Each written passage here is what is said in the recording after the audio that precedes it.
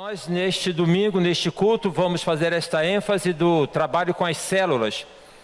Quantos aqui participam de uma célula? Faz assim, quem participa? Olha, gente, coisa maravilhosa. Quem não está participando ainda não sabe o que está perdendo. Importante que vocês possam participar. Muito obrigado. Desse encontro gostoso que nós temos. Sabe que quando começamos com esse trabalho de células, eu fiquei muito inquieto, porque eu achava que não conseguiria dar conta de poder estar na célula. A minha célula se reúne às quintas-feiras, todas as quintas às 8 horas na casa da irmã Galba. E os irmãos sabem que começamos lá, já são mais de 10 anos, a célula já multiplicou umas 3 vezes ou 4 vezes, e tem sido um encontro tão gostoso. Literalmente assim, tem tido momentos de cura. Já tivemos momentos lá de os irmãos chegarem e assim, na dinâmica da célula, falar, não, tá bom, então vamos aqui, os homens ficam na sala, as mulheres podem ficar no quarto e poder entre elas falarem, desabafarem e nós orarmos. Momentos maravilhosos, encontros que já tivemos, passeios que nós já fizemos, passeio no Jardim Botânico, encontros de podermos sair em restaurante, cinema que nós já fomos, certo? E essa é uma proposta para nós podermos alcançar as pessoas pela via dos relacionamentos. Porque por vezes nós nos trancamos, gente. Por vezes nós nos isolamos, por vezes nós nos fechamos. E aí nós deixamos de aproveitar algumas oportunidades maravilhosas que Deus tem colocado à nossa frente. É sobre isso que eu quero compartilhar com os irmãos.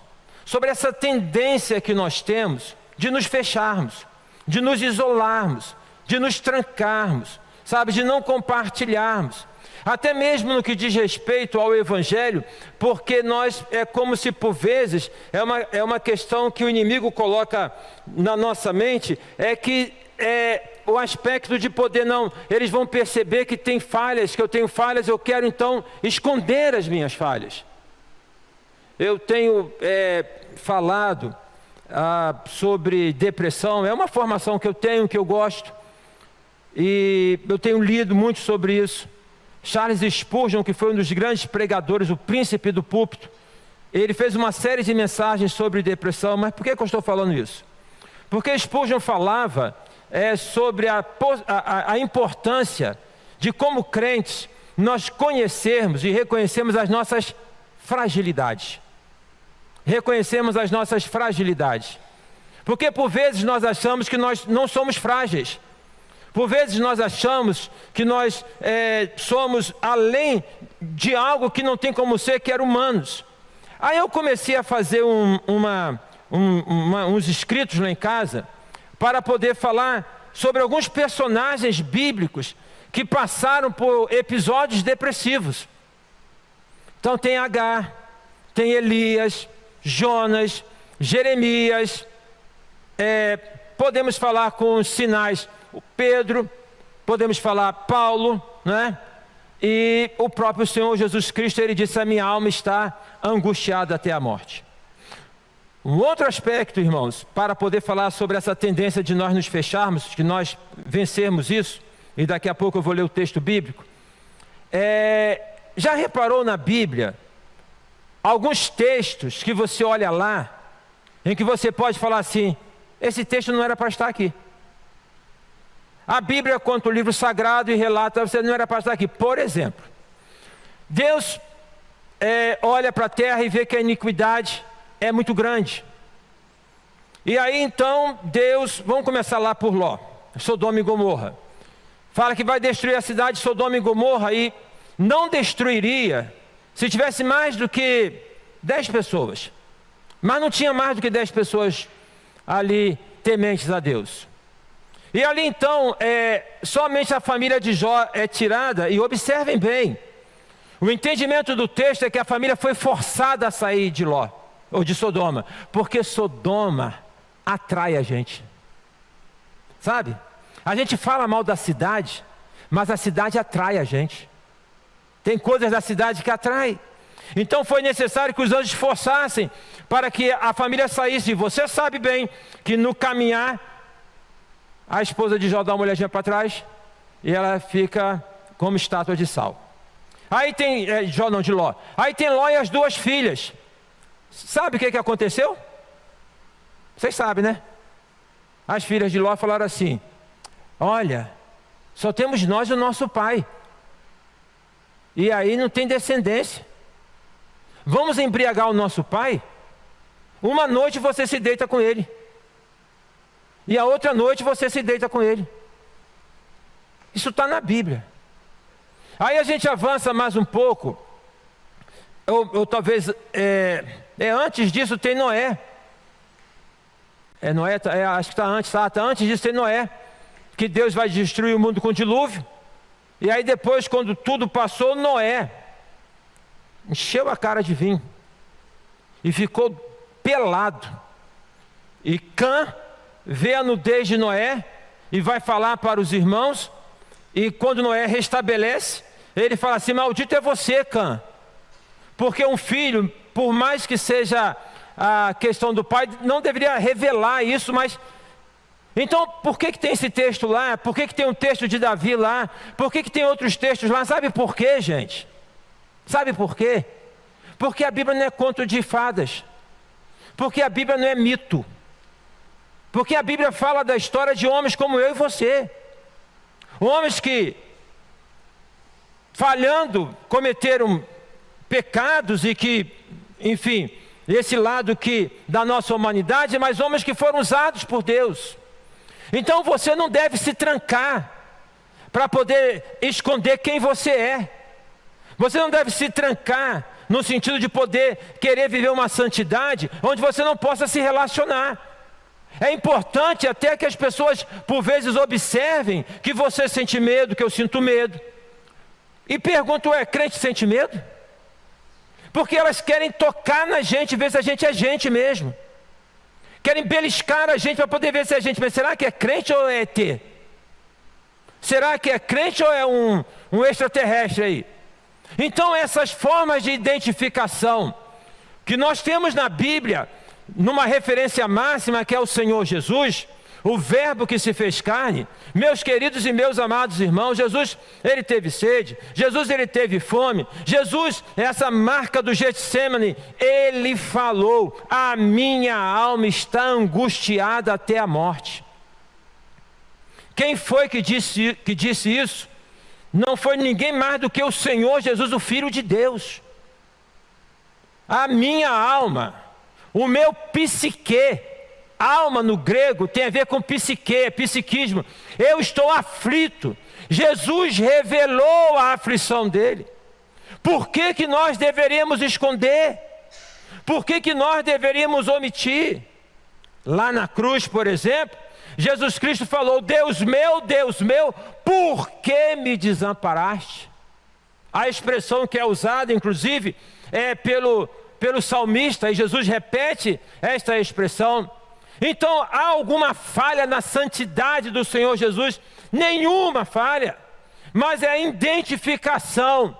Jesus entende a gente porque Ele se fez gente como a gente. Então, nós não devemos nos trancar, nos fecharmos. O Sal já dizia, o saudoso pastor José dos Reis Pereira, que foi pastor da querida e amada irmã Leni Tinoco, que deu um testemunho aqui no seminário de oração, que, meus irmãos, aquela irmãzinha nossa, irmãzinha no sentido, é uma irmãzona, né? A irmã Leni, a gente não tem noção do sofrimento que aquela mulher passou. E quem conhece a irmã Leni sabe muito bem que é difícil. Eu, pelo menos, nunca vi a irmã Leni cabisbaixo. Sempre com aquele sorriso. E não é de fingimento. E não é para mostrar alguma coisa que ela não tem. E ela então vai dar o testemunho dela. O pastor Reis Pereira, ele escreveu uma coluna no Jornal Batista. E uma ocasião ele escreveu dizendo o seguinte: sal dentro do saleiro. E ele vai fazer uma articulação do sal dentro do saleiro com sal fora do saleiro. As irmãs, os irmãos, vocês que gostam de cozinhar, sabem muito bem que o sal é um elemento muito importante, muito embora. Toma cuidado com o sal. Toma cuidado com o sal. Entendeu? Sal, açúcar e o outro pozinho branco, eu não vou falar o nome. A gente tem que, né? Então, Agora tem um sal. Você não vai fazer o tempero da comida e vai olhar para o sal e não vai colocar o sal. O sal dentro do saleiro ali, ele não transmite o sabor. O sabor que ele vai transmitir é quando ele entra em contato com o alimento. Meus queridos e meus amados irmãos, é no contato que nós vamos transmitir o sabor. É no contato que nós vamos então transmitir o gosto num mundo tão desgostoso como o que nós estamos vivendo. Portanto, nós não devemos nos trancar. Nós não devemos nos fechar para que possamos buscar como se fosse uma proteção, por vezes, de nós mesmos. Dito isso, irmãos, eu quero compartilhar o texto de João capítulo 20, versículo 19. João capítulo 20, versículo 19. Ao versículo 23, que diz assim: Ao cair da tarde daquele dia, o primeiro dia da semana, trancadas as portas da casa onde estavam os discípulos, com medo dos judeus, veio Jesus, pôs-se no meio e disse-lhes: paz seja convosco. E dizendo isto, lhes mostrou as mãos e o lado. Alegraram-se, portanto, os discípulos ao verem o Senhor. Disse-lhes, pois, Jesus outra vez: paz seja convosco. Assim como o Pai me enviou, eu também vos envio. E havendo dito isso, soprou sobre eles e disse-lhes: recebei o Espírito Santo. Se de alguns perdoardes os pecados, são-lhes perdoados. Se lhes retiverdes, são retidos. Que Deus abençoe a leitura da sua palavra. E onde é que os discípulos estavam? Em casa. A casa estava com a janela aberta, as portas abertas. Eles estavam em casa trancados, fechados. Por que eles estavam trancados e estavam fechados? Porque estavam amedrontados.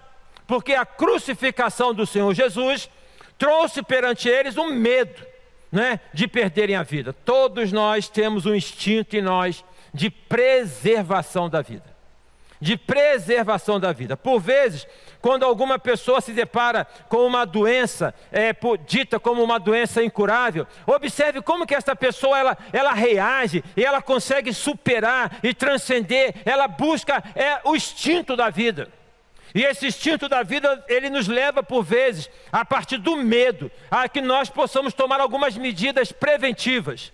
De nós termos então algumas ações para preservarmos a nossa vida. Mas precisamos estar atentos a isso. Precisamos estar atentos a este sentimento. O medo. O medo é importante para a gente. O medo direciona a gente. O medo sinaliza a gente. Mas quando nós somos dominados pelo medo, nós nos trancamos. Irmão, vem cá. Está com medo de quê? Você está com medo de quê? O que tem lhe causado medo? O que tem lhe assustado? O que tem feito com que você se isole? Com que você não compartilhe? Observem por vezes quando nós estamos com medo e alguém do nosso círculo mais íntimo percebe e ali chega e pergunta: o que está havendo com você? A tendência natural, pelo menos a minha tendência é poder falar: tem nada não. Tem nada não.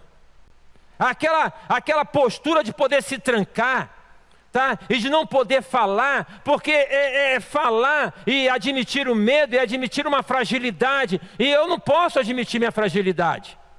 Os discípulos estavam dentro de casa, trancados, com todas as portas fechadas, com medo. Esse prédio não é a casa do Senhor. Esse é um edifício onde a casa do Senhor se reúne. Onde nós, enquanto salvos pelo Senhor Jesus, nos encontramos.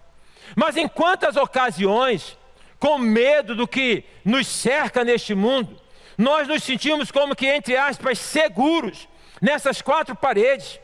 E nós nos ambientamos com esse ambiente e nós nos acostumamos com este ambiente, e aí até começa a ter, e até começamos a fazer algumas ações que são agradáveis para que nós permaneçamos neste ambiente. Ou seja, nós aqui nos sentimos assim tão bem e começamos a desenvolver algumas ações que são agradáveis para que nós permaneçamos aqui dentro. Jesus, ele chegou ali onde os discípulos estavam, e esse é um relato que é dado aqui somente pelo Evangelho de João. Mateus não dá esse destaque, Marcos não dá esse destaque, não é? Lucas não dá esse destaque. Mateus vai falar de Marta e Maria, que foram lá para poder ver o Senhor, ungir o corpo de Jesus. Marcos vai falar de Maria Madalena, destacando a quem Jesus tinha expulsado 7 demônios. Lucas vai falar de Jesus com aqueles 2 homens discípulos no caminho de Emaús. Cada um desses 3 evangelhos dedicam somente um capítulo para poder falar sobre a ressurreição. João, ele vai dedicar 2 capítulos. E ele vai falar de uma maneira assim mais, digamos, mais dramatizada. Então ele vai dar esse detalhe que Jesus chegou, entrou naquela casa onde todos estavam trancados. Trancados porque estavam com medo. Nós não podemos nos tornar reféns do medo. Nós não podemos ficar reféns do medo da doença, do medo de não ter o casamento, de não sustentar a família, nós não podemos ficar reféns do medo, porque se nós nos tornarmos reféns do medo, nós ficaremos trancados, nós ficaremos isolados, nós não cumpriremos a missão e nós não viveremos a vida que Jesus veio a dar a cada um de nós, não é? A vida plena e abundante. A pergunta é a seguinte: se a casa estava trancada, se as portas estavam fechadas, se as janelas estavam fechadas, como Jesus entrou? Como Jesus entrou? Mas essa não é a pergunta central, gente. Isso é o desvio. A questão não é como Jesus entrou. A questão não é como que o Mar Vermelho foi aberto. A questão não é como Jonas ficou lá no ventre de um grande peixe. A questão não é essa. Essas questões são questões desviantes, porque elas nos chamam para podermos pensar o texto bíblico pela via do racional, pela via da lógica. E o aspecto espiritual, ele nos convida a transcendermos esta realidade. A fé não nos torna burros, mas ela não está presa a essa lógica. A questão não é como Jesus entrou, gente. A preocupação, porque pensar como que ele entrou naquela casa é deixar de entender o que é esse sentido dele estar ali quando todos estavam com as portas fechadas. O fato é, Paulo, só uma panorâmica, Paulo vai falar que teremos um corpo glorificado, o Senhor Jesus com um corpo glorificado, mas enfim, ele estava ali e eu fiquei pensando o seguinte: Jesus entrou, digamos, de fininho, apareceu ali de fininho, chegou ali perante eles de fininho, e aí eu me coloquei no lugar dos discípulos, eu me vi como sendo um daqueles que ali estavam, e ali então, me vendo naquela situação, eu olhei para Jesus e eu me fiz a seguinte pergunta, como que Jesus olhando para mim e falando: o que você está fazendo aqui? Então, este texto, esta pergunta não aparece aqui, mas a forma como que João constrói, a forma como que ele apresenta, me colocou frente a esta realidade. Jesus ali chegou, não bateu na porta, não chamou ninguém, ele apareceu ali, e como que num momento de silêncio, olhando para os discípulos, deixando essa questão no ar: o que vocês estão fazendo aqui?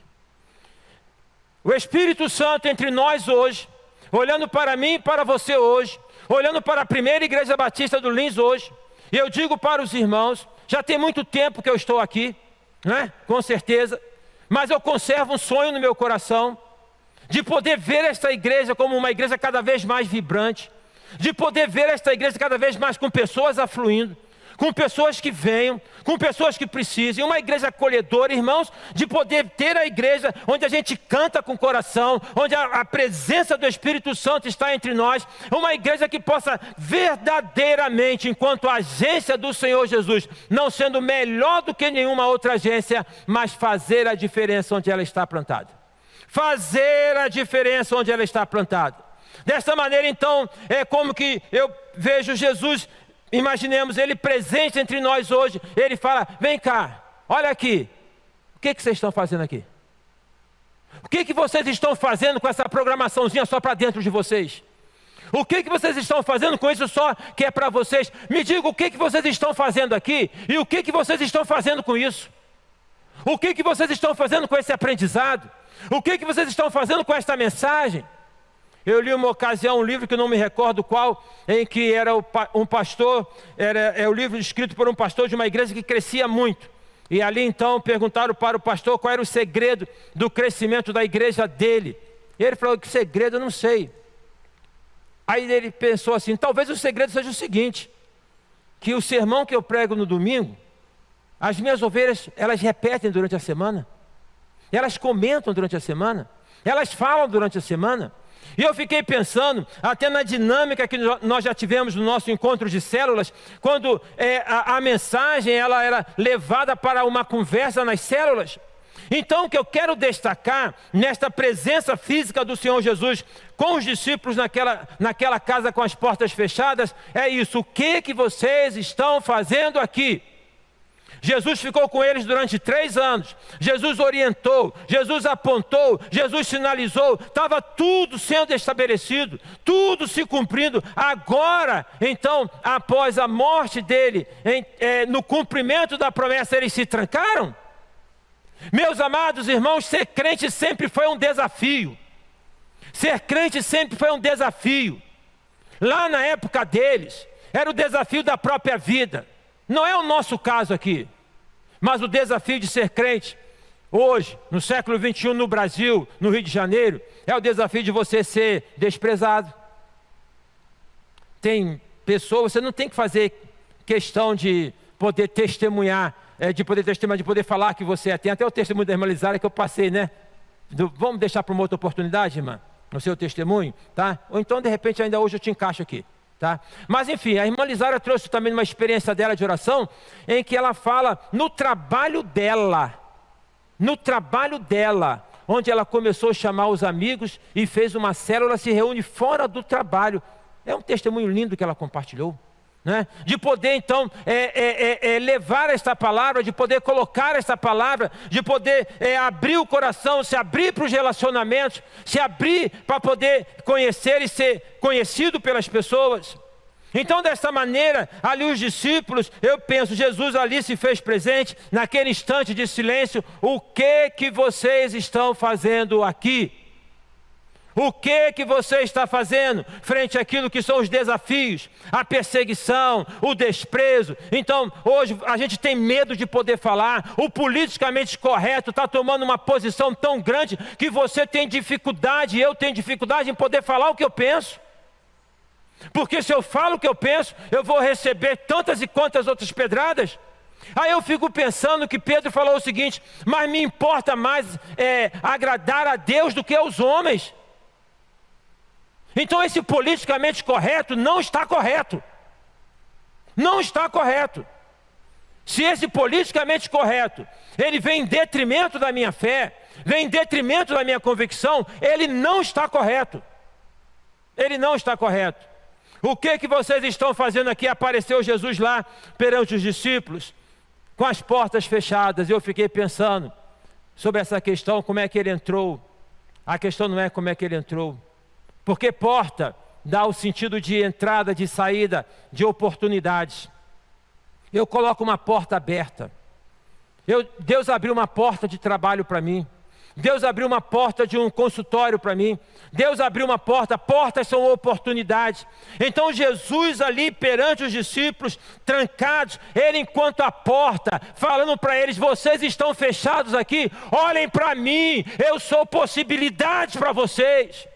Olhem para mim, eu sou a saída para a vida de vocês. Olhem para mim, eu sou a referência para a vida de vocês. Na maioria das vezes, na grande maioria das vezes, 99,9999%, quando nós nos encolhemos amedrontados, é porque nós perdemos o referencial de Jesus. É porque nós perdemos o referencial de poder contemplar Jesus como a porta, como a saída. Ele é aquele que indica, tem saída para toda a situação, tem solução para todos os problemas. Não tem problema sem solução, não tem dificuldade que não possa ser superada pelo amor de Deus. Jesus ali então, perante eles, não é? Para poder falar, eu sou a direção. E vocês precisam sair daqui para que vocês possam oferecer essa direção para outras pessoas. O que vocês estão fazendo aqui? Enquanto lá fora tem gente andando para lá e para cá, falando que todos os caminhos levam a Roma, estão perdidos, vocês estão aqui trancados. O que vocês estão fazendo aqui? Eu sou a porta, eu sou a saída, eu sou a direção.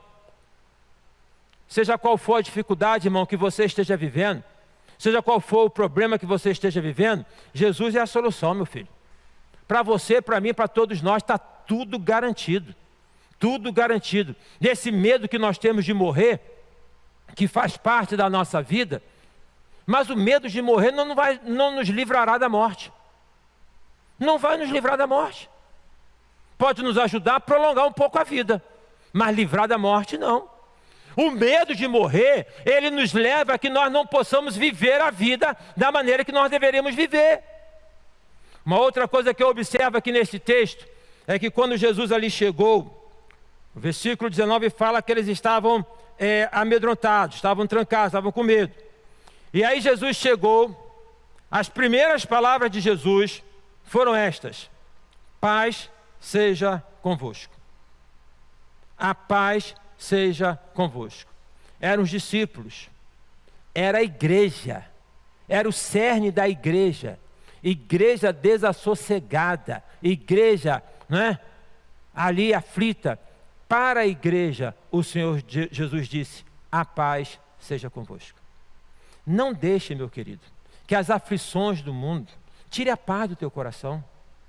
Tire, sabe, essa quietude, essa serenidade, essa perenidade para poder lidar com as situações. Então a paz seja convosco. Ato contínuo, no versículo seguinte, que nós vamos observar, depois de Jesus ter mostrado as mãos, né, furadas e o lado furado, aí é uma articulação até com um texto, penso que é de Mateus, que Tomé falou: eu só vou crer se eu colocar a mão lá e ver. Então Jesus ali apresentando as marcas dos cravos, diz o texto que eles se alegraram. Observe um contraste: trancados, medrosos, Jesus fala: paz seja convosco. O semblante muda. Jesus muda o clima do ambiente. Você já chegou num ambiente pesado? Você já esteve num ambiente ruim? Quem sabe você esteja convivendo com uma realidade assim, de um ambiente pesado. Quem sabe, na sua casa, o ambiente não está bom. Não está legal. Não está legal porque você com a sua esposa precisam resolver umas questões aí. E resolver as questões aí, comecem a poder botar o joelhinho no chão e orar primeiro. Né? E a partir disso, então, quem sabe é você falar do que você fez ou do que você fez, e perdoando mutuamente. Eu lembro da irmã Tabita, falando, quando eu e Simone levamos o convite de casamento: meus filhos, olha, eu quero ler um texto da palavra, perdoando-vos uns aos outros. Pode ser que não esteja bem por uma questão lá na relação com filhos, pode ser que não esteja bem por uma questão de trabalho, pode ser que não esteja bem por uma questão de enfermidade, pode ser que não esteja bem por diversos motivos. Está inquieto, está lá, né, preocupado, está trancado. Meus queridos e meus amados irmãos, o Senhor Jesus disse: deixo-vos a paz, a minha paz vos dou, mas não vou lá dou como o mundo a dá. Não vou lá dou como o mundo a dá. Jesus chegou e falou: a paz seja convosco. Ato contínuo, diz o texto, que eles se alegraram. Quantas pessoas, não é, ao nosso redor, estão carecendo de paz. Quantas almas desassossegadas nós convivemos. Quantas pessoas, sabe aquelas às vezes que se colocam naquele máximo porque possuem muito din-din, porque tem muito conhecimento, e às vezes elas ficam naquela do sapato alto mesmo, e de poder ali, não é, disfarçar, são inquietas, não tem paz no coração. Você conhece pessoas assim, você talvez conviva com pessoas assim, no seu ambiente de trabalho é assim, talvez, quem sabe, alguém já tenha lhe dito, você tem uma paz, você tem uma serenidade. Meus irmãos, Jesus entrou naquela casa, ele não fez nenhuma exortação, ele não aplicou nenhum sermão, ele falou: a paz seja convosco. E ato contínuo, o semblante dos discípulos, o semblante mudou. Porque onde Jesus está, a inquietação tem que sair. Onde Jesus está, o medo tem que sair. Onde Jesus está, as situações são vencidas e superadas. Meu querido e meu amado, receba a paz. Abra este coração para a paz do Senhor na sua vida. Feito isso, a outra coisa que Jesus vai fazer é a seguinte. Jesus, depois de ter falado para eles, a paz seja convosco, Jesus diz a eles o seguinte: assim como o Pai me enviou, eu também vos envio. Assim como o Pai me enviou, eu também vos envio. Mas eles estavam trancados, gente. Para você ir para algum lugar, você tem que abrir a porta. Fecha quando sai de casa, fecha. Mas como é que pode? Observe bem os irmãos. E aí eu quero voltar nesse ponto de nós nos aprisionarmos com coisas dentro de casa. Dentro de casa. Eu quero aqui fazer esse destaque, essa pontuação. Sabe as irmãs que fazem bolo? Lídia faz bolo, a irmã Lucy faz um bolo muito bom também, Lídia, tantas irmãs, e faz aquele bolo bonito, e faz aquele, no meu tempo chamava de glacê, não sei se ainda é glacê, ainda é glacê, né? Faz aquele enfeite, aquela coisa bonita, tá? Aí vai. Tem gente que pega aquele bolo, come e fica tudo borrado assim do glacê, né? Aquela coisa toda. Aquele glacê não é a consistência do bolo. É a cereja, mas não é o bolo. Está enfeitado, mas não é. Sabe? Não é aquela coisa. E meus irmãos, por vezes as nossas ações têm muito glacê. Nós precisamos tirar o glacê. Tem muito glacê, tem muito açúcar. Tem muita gordura saturada. E a gente precisa tirar o glacê, para podermos então ter o que é da essência, do que é essencial. Há uma missão dada para cada um de nós, e a missão é o que é essencial, e nada pode ser colocado à frente da missão, tudo tem que ser apontado para a missão. O que eu faço, o que você faz, ele vai contribuir para a missão, ele vai ajudar a missão, ele tem que pensar dessa maneira. Não podemos pensar no que eu faço, acabou ali. Porque os irmãos ficaram felizes, amém, glória a Deus, joia. E essa felicidade foi feito o que com ela? Foi para onde? Levou para quem? Abençoou quem? Muitas pessoas precisando, mas para que elas possam ser alcançadas, eu e você precisamos cumprir a nossa missão. E a nossa missão qual é? Ide por todo mundo. Pregai o Evangelho, não é? Fazendo discípulos de todas as nações. Essa é a nossa missão. Tá aqui a irmã Thelma, nossa líder de missões. No dia 12 vamos ter o culto missionário. Vamos trazer para a igreja 2 desafios de missões, para adotarmos 2 projetos missionários. E nós nos alegramos com isso. Porque a igreja tem 5 missionários. Porque a igreja vai ter 7 missionários. E nós nos alegramos nessa perspectiva, tá? De poder abençoar. Mas nós precisamos entender, e quem disse isso em uma de nossas reuniões foi a própria irmã Thelma, que onde nós estamos também precisamos fazer missões. Está entendendo? A igreja missionária não é tão somente a igreja que oferta para poder sustentar os missionários, ótimo. Ótimo, temos que fazer isso, mas aonde nós estamos, nós precisamos fazer missões. E fazer missões é a missão, é compartilhar, é falar. Mas aí nós temos que desconstruir o formato de falar. Porque as coisas ficam impregnadas na nossa mente e a gente vai entender o seguinte: fazer missões e falar é colocar uma pessoa à frente e falar, Jesus te ama, e não sei, aquela coisa mecânica, aquela coisa construída. Não é assim. Não é assim. Não é dessa maneira. Vem cá, irmã Lisandra. Fala como é que você fez. Lisandra, fala, cadê o microfone aqui? Presta aqui, por favor. Está aqui, tá bom, está aqui. Fala aqui como é que você fez. Porque eu acho que agora, vem cá, Micre. Ilustre um pouco, né? É chegar e ficar falando e ficar, né? Como é que faz isso? Vamos ver como é que ela fez. Fala pra gente como é que você fez. Se apresenta primeiro. Boa noite, eu sou Lisandra.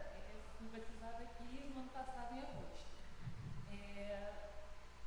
O que aconteceu? Eu queria participar de uma célula, só que para mim, com a minha rotina é muito difícil e fica complicado, porque eu sozinha, perigoso. E aí eu orei a Deus, pedi a Deus que surgisse uma célula perto da minha casa, que eu pudesse participar, fosse seguro para eu voltar para casa. Só que isso não aconteceu. Isso foi.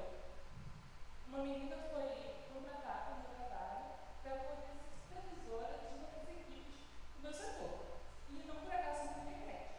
E aí, no dia de jogo da Copa, eu não quis sair da empresa que foi liberada para o jogo e fiquei lá. Só que eu fiquei fazendo a missão circular. E ela também ficou, e uma outra menina também ficou na sala com a gente. Ela viu o que eu estava fazendo e ela perguntou: o que você está fazendo? Eu estou estudando a Bíblia. Aí ela: você é crente? Eu sou. Eu também. Aí a gente começou a conversar. Ela pegou e me contou a história dela, como ela conheceu Jesus e tal. Chamamos outra menina para conversar também. Aí nós louvamos, nós oramos, consagramos a nossa sala, nossos colegas, para o Senhor. E aí, depois disso, ela falou: Lisandra, a gente podia fazer isso toda semana. Beleza. Eu gostei disso, eu já queria participar de uma célula, né? E aí, a gente começou a fazer, só eu e ela. E a gente faz na rua, porque na empresa não tem um espaço para a gente fazer isso. Já uma lanchonete mais vazia, só que no dia de sol a gente faz na rua mesmo, com as cadeirinhas que tem sol. E depois disso, uma outra menina também do nosso setor, que trabalha junto com a gente, que também é crente, decidiu participar. Ela era mais quietinha, mais na dela, aí está participando também. Depois uma outra menina que não conhece Jesus, quis participar, também participou com a gente. E aí contrataram um outro rapaz que também é crente, aí tem ele também na célula, também está participando da célula. E uma outra menina do meu trabalho que também não conhece Jesus, não sabe nada, não tem nenhuma noção. Ela se interessou em participar. Aí ela foi, participou, e depois ela me falou assim: Lisandra, vocês fazem isso que dia? Geralmente a gente faz na quinta-feira, mas conforme for a semana a gente ajusta. Aí ela falou: tem como fazer sempre na segunda-feira? Porque eu senti uma coisa muito boa, me deu um gás por semana e eu gostaria de participar. E segunda-feira eu acho que seria o melhor, porque a semana foi totalmente diferente para mim. Claro que tem como fazer. Aí a gente se organizou, estamos fazendo segunda-feira agora, por causa dela. E aí ela ter participado foi assunto no nosso trabalho, com os nossos colegas, porque ela é uma pessoa muito alegre. Ela conversa com todo mundo, onde ela vai, ela leva alegria. É muito diferente trabalhar com ela, realmente, a sala fica animada. E aí todo mundo se interessou em participar também, e agora a gente precisa se organizar. A gente estamos fazendo isso para ter pelo menos 2 vezes na semana, para todo mundo participar, para que todo mundo vá, tenha oportunidade, porque a gente não consegue sair todo mundo junto. E é isso. E também, acho que na sexta-feira nós fizemos.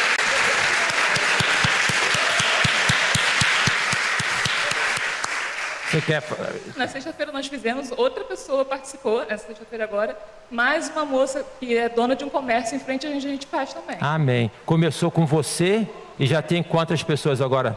Gente, agora tem eu... muita gente. Eu... Michel...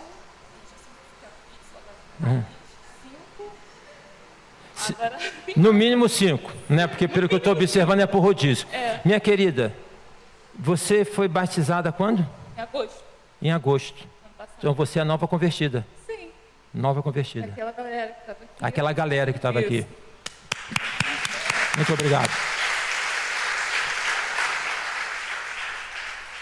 Irmãos, é assim. É assim, simples assim. É relacionamento. Nós precisamos, irmãos, ter essa abertura de relacionamento. As pessoas não mordem. E se morder, você se afasta. Elas estão precisando. Então, observem bem. Vamos lá para concluir aqui a palavra. Os discípulos estavam em casa. As portas estavam fechadas. Jesus apareceu. A pergunta não é como que ele entrou. A pergunta é o que ele estava fazendo ali. Jesus ali estava para, primeiro, falar: eu sou a porta. Eu sou a saída. Olha para mim. Não olha para lá não. Se vocês olharem para lá, vocês não vão fazer nada. Olha para mim. Não olha para o mundo não. Não olha para as circunstâncias não. Olha para mim. Segunda coisa. Jesus, ali chegando, falou: a paz seja convosco. Eles estavam com medo.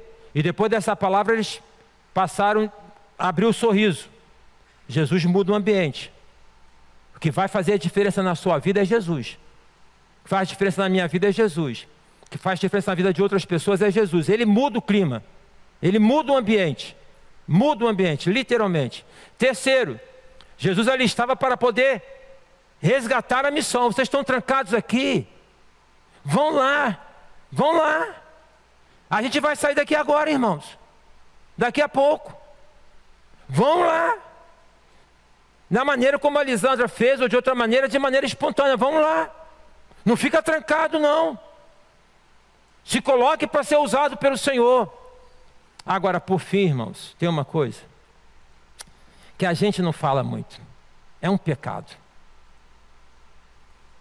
Jesus falou: assim como o Pai me enviou, eu vos envio. O que Jesus Cristo fez em seguida? No texto: soprou sobre eles e disse: recebam o Espírito Santo.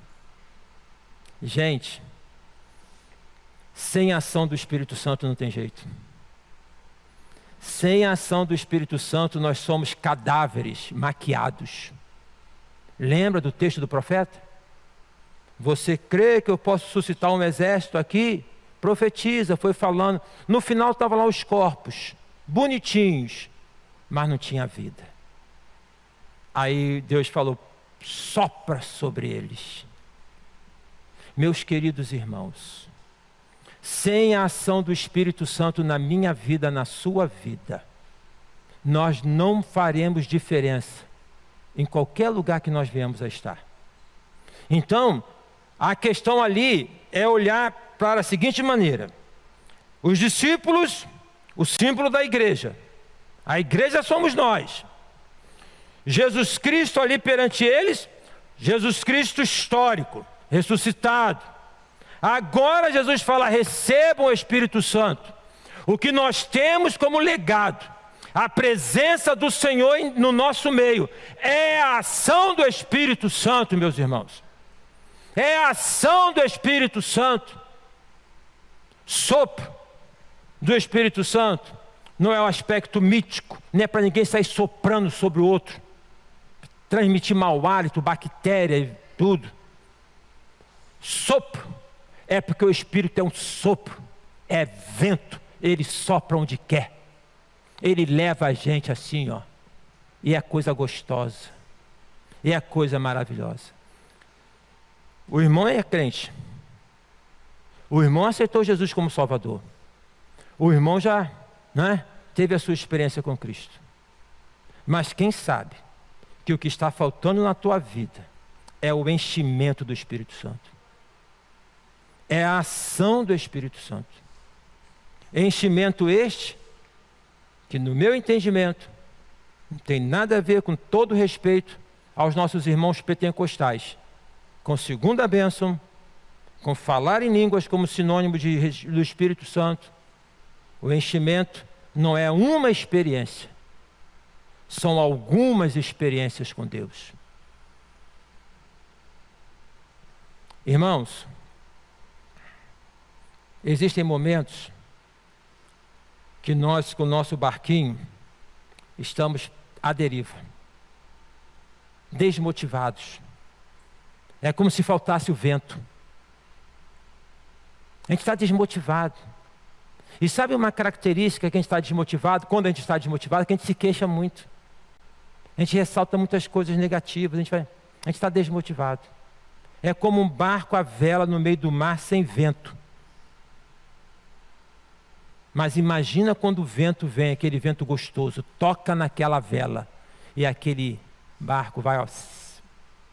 Meu querido e meu amado irmão, os discípulos estavam em casa, mas Jesus queria fazer deles a grande morada.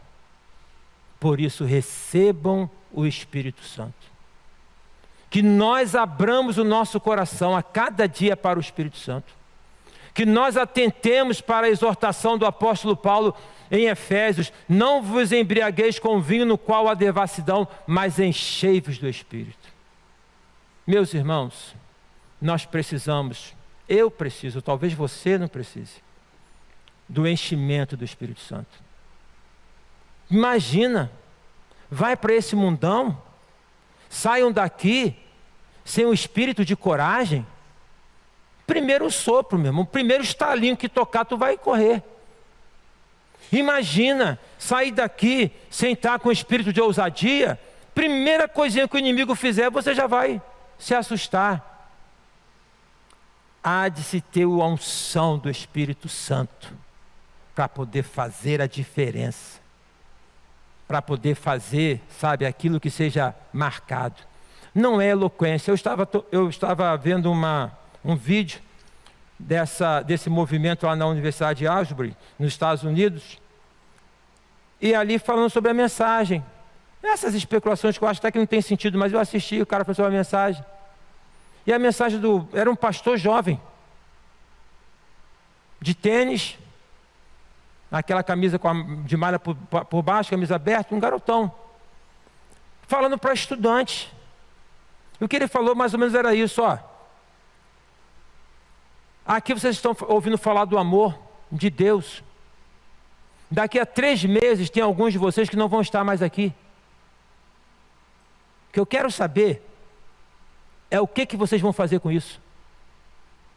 O que eu quero saber é o que esse amor que vocês estão falando aqui vai mover vocês.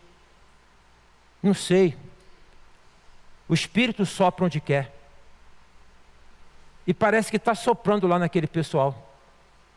Eu falei quarta-feira aqui no culto. Sabe quando você às vezes brincando, tacou fogo lá no capim, alguma coisa assim? Cobal sabe disso. Que pegou fogo e saiu uma fagulha.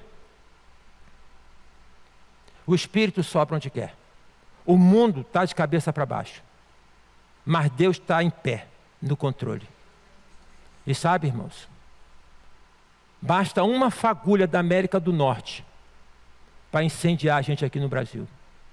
Como também basta uma fagulha que pode vir da igreja do Lins para poder incendiar o Brasil e o mundo, não sei. Porque tacou fogo na fogueira, aquela fagulhazinha saiu, voou.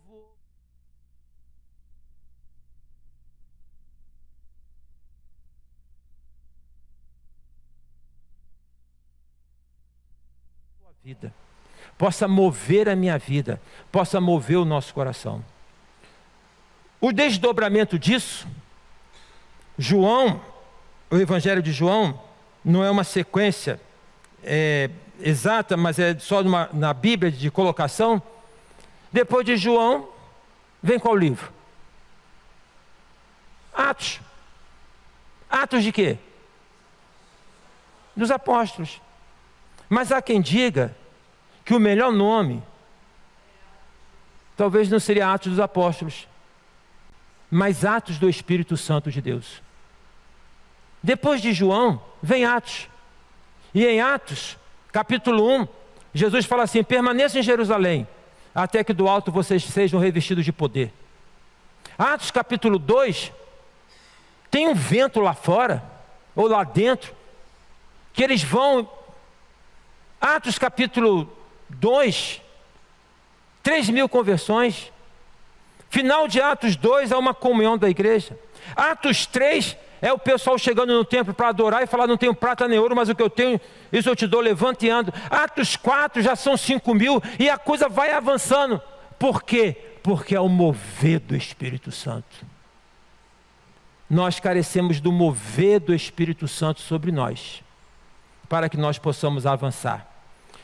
O que nós queremos destacar neste culto, estamos aqui fazendo, contando com a graça do Altíssimo, com a ação do Espírito Santo sobre nós. É isso. O que nós estamos fazendo aqui? E eu quero colocar perante os irmãos que não é uma estratégia, não é uma coisa inventada, é bíblico. A igreja se reunia nas casas. Que nós possamos abrir nossas casas para receber nossos vizinhos. Eles talvez não venham para a igreja, mas é seu vizinho, ele pode ir na sua casa. Que nós possamos sair da nossa casa para estarmos na casa de um outro irmão, para trocar, para orar. É bom nós estarmos nos ensaios? É ótimo. É bom nós estarmos no estudo bíblico? É ótimo. É bom nós estarmos na oração? É ótimo. Mas se isso não estiver acompanhado de uma ação para nós cumprirmos a missão, nós estamos falhando. Que Deus dê graça sobre nós. E que essa pergunta, o que vocês estão fazendo aqui, possa reverberar no nosso coração.